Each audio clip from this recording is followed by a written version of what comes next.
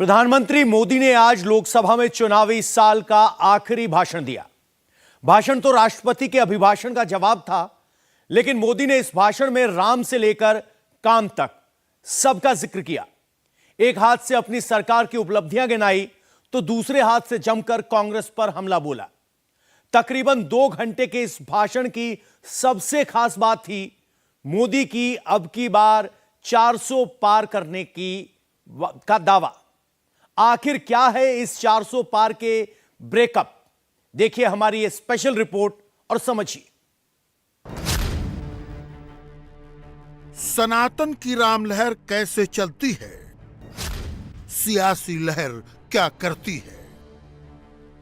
इस राम लहर को अपने ठीक बगल में महसूस कीजिए। मगर ये राम लहर अयोध्या से 1900 किलोमीटर दूर बेंगलुरु में चल रही है। जमीन से ये सफर 34 घंटे का होता है, फ्लाइट में 2.5 घंटे का वक्त लगता है। राम मंदिर बनने के बाद कन्नड़ लोग अयोध्या आ रहे हैं। बेंगलुरु एयरपोर्ट के वेटिंग लाउंज से ही अपनी पूरी आस्था दिखा रहे हैं।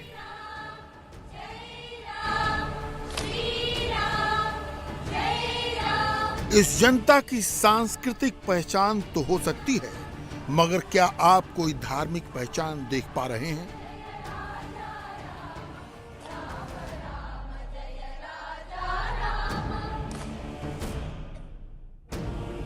राम मंदिर निर्माण के साथ मोदी सरकार ने सनातन में भरोसा जगाया है। सोमवार को लोकसभा में चुनाव से पहले अपने आखिरी संबोधन में राष्ट्रपति के अभिभाषण पर जवाब देते हुए मोदी ने राम मंदिर को बड़ी कामयाबी की तरह पेश किया। हालांकि ये उनके तकरीबन 2 घंटे लंबे भाषण का बस एक छोटा सा हिस्सा था। राम से ज्यादा वो काम पर बोले, पर जो सबसे बड़ी बात इसके साथ की वो अब की बार 400 पार के नारे से जुड़ी थी।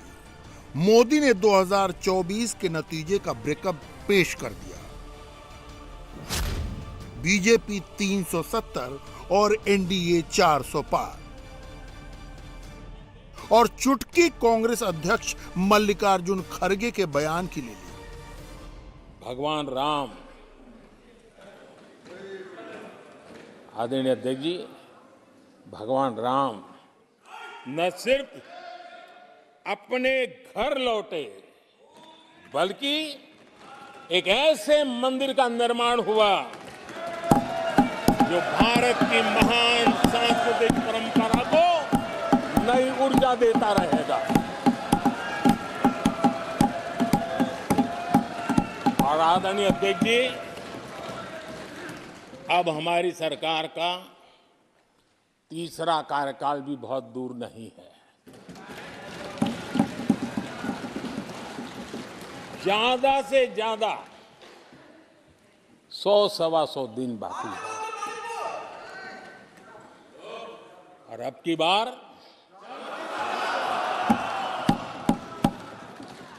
पूरा देश कह रहा है, अब की बार खड़गे जी भी कह रहे हैं। लेकिन अध्यक्ष जी, मैं आमतौर पर ये आंकड़े के चक्कर में नहीं पड़ता, लेकिन मैं देख रहा हूं देश का मिजाज। एनडीए को तो 400 पार करवा ही के रहेगा, लेकिन भारतीय जनता पार्टी को 370 सीट अवश्य देगा।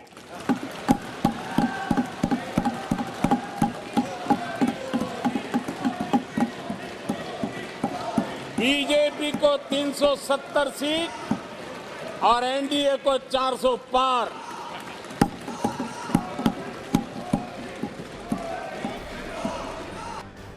दरअसल इस बयान को इस तरह पेश करने का एक खास मकसद था। मोदी को भरोसा है कि राम मंदिर ने सनातन वोटों में जिस तरह का भरोसा पैदा किया है, उसमें यह बहुत मुश्किल नहीं है। पोस्ट पोल सर्वे के आंकड़ों से जोड़कर देखिए, 2019 के चुनाव में 52% हिंदू वोट से एनडीए को 353 सीटें मिली थी। 2024 में अगर 57% हिंदू वोट मिले तो एनडीए को 368 सीटें मिल सकती हैं। 2024 में राम मंदिर के बाद यह आंकड़ा 62% हिंदू वोटों तक गया तो एनडीए 383 सीटों तक पहुंच सकता है और 72% के बाद तो एनडीए को 400 पार करने से कोई नहीं रोक सकता। आप पूछेंगे इसके लिए मोदी क्या कर रहे हैं, तो वो कांग्रेस पर सख्त हमलावर है। उन्हें पता है कि टक्कर क्षेत्रीय दलों से नहीं है, 400 पार जाने में बाधा है तो अकेली कांग्रेस।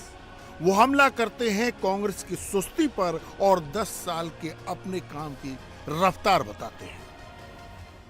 एक कहावत है हमारे उत्तर प्रदेश में, खास एक कहावत कही जाती है, 9 दिन चले 2.5 कोस।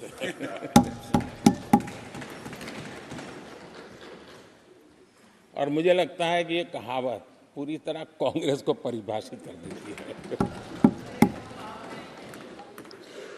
ये कांग्रेस की सुस्त रफ्तार, कांग्रेस की सुस्त रफ्तार का कोई मुकाबला नहीं। आज देश में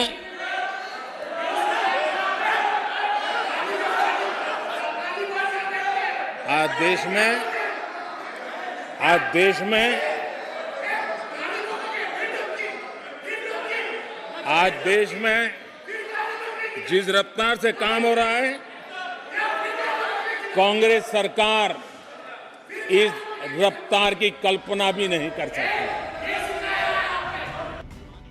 प्रधानमंत्री यही नहीं रुके, उन्होंने कांग्रेस के पूर्व वित्त मंत्री पी चिदंबरम के बयान पर तंज किया।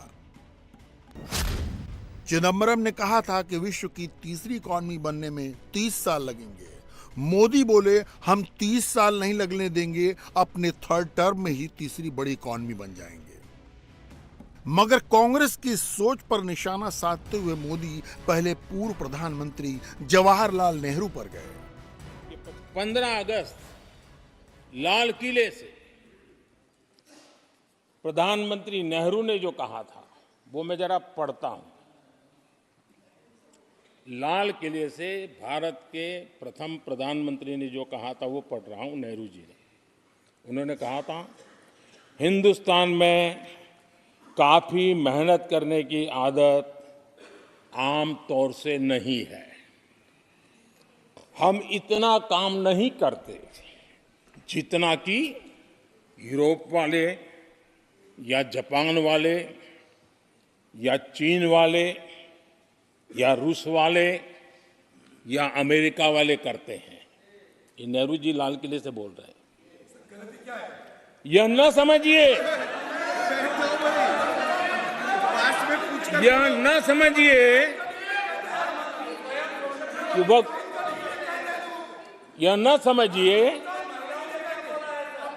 कौमें, ये न समझिए कि वह कौमें कोई जादू से खुशहाल हो गई। वो मेहनत से हुई है और अक्ल से हुई है।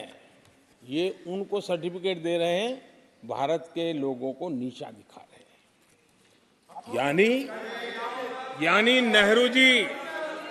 यानी नेहरू जी की भारतीयों के प्रति सोच थी कि भारतीय आलसी है। नेहरू जी की भारतीयों के लिए सोच थी कि भारतीय कम अक्ल के लोग होते हैं। फिर उन्होंने नेहरू जी की बेटी और पूर्व प्रधानमंत्री इंदिरा गांधी के लाल किले से दिए भाषण का जिक्र किया। इंदिरा जी ने कहा था कि हमारे लोग असफल होते हैं तो पराजय बोध से भर जाते हैं। इंदिरा जी की सोच भी उससे ज्यादा अलग नहीं थी। इंदिरा जी ने जो लाल किले से 15 अगस्त को कहा था, लाल किले से 15 अगस्त को इंदिरा जी ने कहा था, दुर्भाग्यवश हमारी आदत ये है कि जब कोई शुभ काम पूरा होने को होता है तो हम आत्मतुष्टि की भावना से ग्रस्त हो जाते हैं और जब कोई कठिनाई आ जाती है तो हम ना उम्मीद हो जाते हैं। कभी कभी तो ऐसा लगने लगता है कि पूरे राष्ट्र ने ही पराजय भावना को अपना लिया है। आज कांग्रेस के लोगों को देख करके लगता है कि इंदिरा जी भले देश के लोगों का आकलन सही न कर पाए, लेकिन कांग्रेस का एकदम सटीक आकलन उन्होंने किया।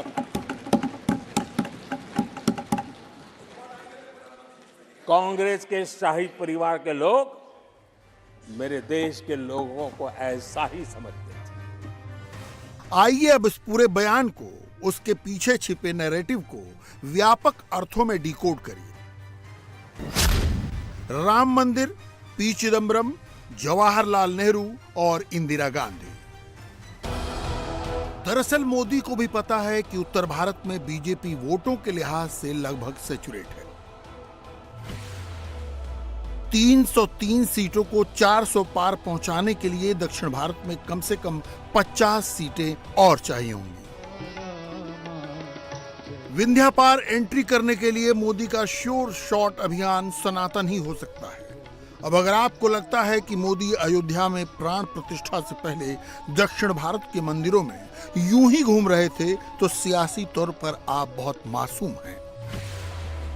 आंध्र प्रदेश में लेपाक्षी के वीरभद्र मंदिर में दर्शन, केरल के गुरुवायूर मंदिर में दर्शन, कोच्चि के त्रिप्रयार मंदिर में दर्शन, श्रीरंगम के श्री रंगनाथ स्वामी मंदिर में दर्शन, रामेश्वरम में श्री रामनाथ स्वामी मंदिर में दर्शन और प्राण प्रतिष्ठा के ठीक एक दिन पहले तमिलनाडु के ही धनुषकोडी में कोदंड रामस्वामी मंदिर में दर्शन। इससे पहले वो तेलंगाना चुनाव से पहले तिरुमला तिरुपति मंदिर जाकर बाकायदा वहां साधुओं का आशीर्वाद ले आए थे। भगवान वेंकटेश्वरा के दिव्य दर्शन किए, उनसे आप सभी के लिए आशीर्वाद लिया।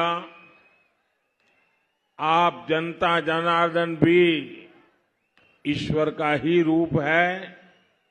आपका इतनी बड़ी संख्या में यहां आकर बीजेपी को आशीर्वाद देना, ये दिखाता है कि तेलंगाना एक नया इतिहास रचने की तरफ बढ़ रहा है। केसीआर सरकार को उखाड़कर फेंकने के लिए कमर कस चुके हैं। कुछ लोग तेलंगाना में कांग्रेस को लेकर भ्रम भी फैला रहे हैं, लेकिन सच्चाई यही है कि अगर किसी ने तेलंगाना को बर्बाद किया है तो वो कांग्रेस और केसीआर दोनों ही उतने ही पापी है। हालांकि ये दीगर बात है कि कर्नाटक की तरह तेलंगाना में भी कांग्रेस ने ही सरकार बना ली। बीजेपी का दक्षिण में दबदबा नहीं है जो उत्तर, पूर्व और पश्चिम भारत में है। जबकि कांग्रेस की स्थिति का अंदाजा इसी से लगाइए कि जब 1977 में इंदिरा गांधी रायबरेली की अपनी सीट भी हार गई थी तो कांग्रेस दक्षिण में जीती थी। फिर वो तत्कालीन आंध्र के मेडक से उपचुनाव जीत कर आई। इसलिए मोदी लोकसभा के अपने चुनाव पूर्व भाषण में कांग्रेस पर इतने हमलावर थे। गांधी परिवार पर हमला बोलते मोदी ने परिवारवाद की अपनी परिभाषा भी समझा दी। मैं जरा समझा देता हूं। आज माफ करना अध्यक्ष महोदय, मैं जरा समय ले रहा हूं। आज हम किस परिवारवाद की चर्चा करते हैं? अगर किसी परिवार में अपने बलबूते पर जन समर्थन से एक से अधिक अनेक लोग अगर राजनीतिक क्षेत्र में भी प्रगति करते हैं, उसको हमने कभी परिवारवाद नहीं कहा है।